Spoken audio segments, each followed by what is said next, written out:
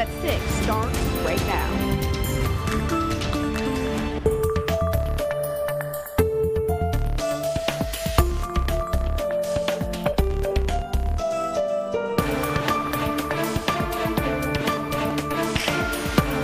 Tonight, President Donald Trump revealing he is awaiting results after taking a coronavirus test.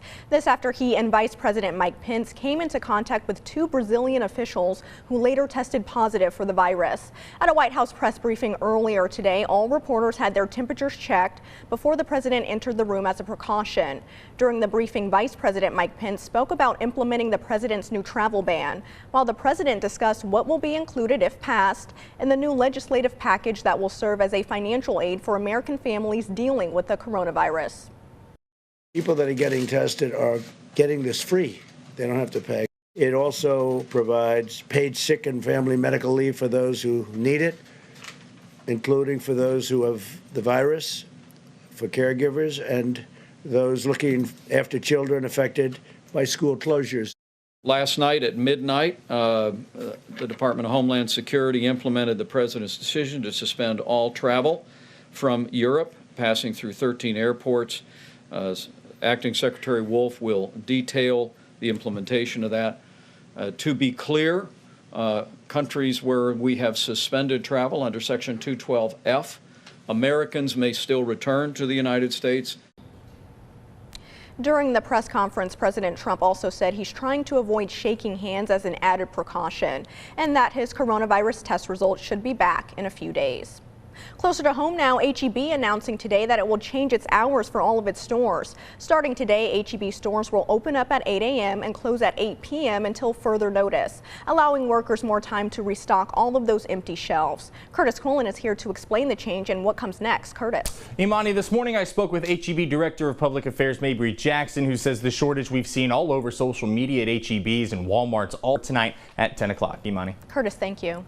Beginning Monday morning at 8 a.m., all visitors and patients at Baylor Scott and White hospitals will have to use a designated entrance and be screened upon arrival. The screenings will include questions like, do you have shortness of breath? Have you recently traveled out of the country? And have you been in contact with someone suspected of having the coronavirus? The hospital also says waiting rooms will be closed to large groups. Patients will only be allowed 2 visitors during visiting hours, and they've temporarily suspended entry of visitors under the age of 16. While food and water supplies decrease in stores amid coronavirus concerns, the need for blood donations is increasing. Nikki Lattarulo spoke with Carter Blood Care this afternoon about the need and joins us now with more. Nikki. Imani, the Food and Drug Administration, TV.com. Imani. Nikki, thank you. Facts, not fear. That's how we're operating here at 6 News. There are new claims and new information coming out every single day, and it's important you know what's true and what's not. Our morning anchor, Chris Rogers, joins us now to separate fact from fiction. Chris. Hey there, Imani. Good evening to you. We all know social media this evening. Imani, back to you. Chris, thank you. Top officials within the Army also being proactive. They released this statement saying, in part, out of an abundance of caution, we have decided to scale back exercises and delay the travel of soldiers stationed in areas identified as having the highest risk for coronavirus transmission.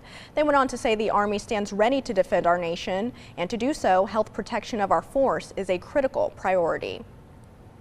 Tonight, the community is stepping up to feed children during their extended spring break due to the virus. First up, the Fuzzy's Taco Shop in Waco and on Hewitt Drive. Those locations say show this flyer to the cashier for 1 free kids meal per day. HTQ Barbecue is also giving back. They're offering free meals for children, including nachos, tacos, sandwiches, and more. Finally, Midway ISD will have curbside food pickup at Castleman Creek Elementary, Hewitt Elementary, and Spiegelville Elementary from 8 to 9 a.m. for breakfast and 11 a.m. through noon for lunch. The service is for children up to 18 years old. The children must be present with you when picking up the food. All of this information can be found at KCEN-TV.com. Well, it's time now for our first check of our weather. Meteorologist Bill Hecky is standing by with the details. Hey, Bill. Hello, Imani. This morning, Sophia in Moody told me the absence of toilet paper is another reason to not shake hands. So I think that's good to know. Okay. We have 63 now, but we'll have your full forecast in a short while. Imani. All right, thanks, Bill. Northern California is seeing drive-through coronavirus testing sites pop up. Kaiser Permanente opened locations in the Bay Area for patients who may have contracted the virus. It's a move they say will enable doctors to safely test patients while protecting staff and minimizing exposure. Patients who meet criteria for a test will receive a doctor's order and an appointment to arrive for testing at one of the sites. An 8-person medical team operates at one of the locations. They say the process of swabbing a patient is pretty fast.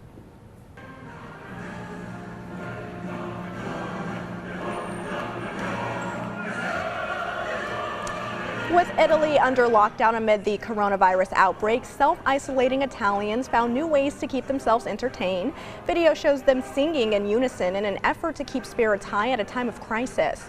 One woman captured the moment from her balcony and said, "We were all alive, truly alive, and excited." Italy has been hit the hardest by the outbreak in Europe, with more than 17,000 confirmed cases and 1,200 deaths. Still to come, new details in the death of a Fort Hood soldier. Plus, a house fire leads to a partial street closure. Stick with us.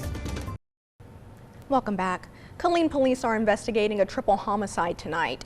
It happened in the 4000 block of East Ranzier Avenue around 1 this morning. That's where police found a 20-year-old woman and 2 men shot to death in an unlocked apartment. The victims' identities have not yet been released. If you have any information about what happened, contact police. A Fort Hood soldier killed in Iraq has been identified. Specialist Juan Miguel Mendez Covarrubias was killed Wednesday when his unit was engaged by enemy fire. The 27-year-old was from Hanford, California.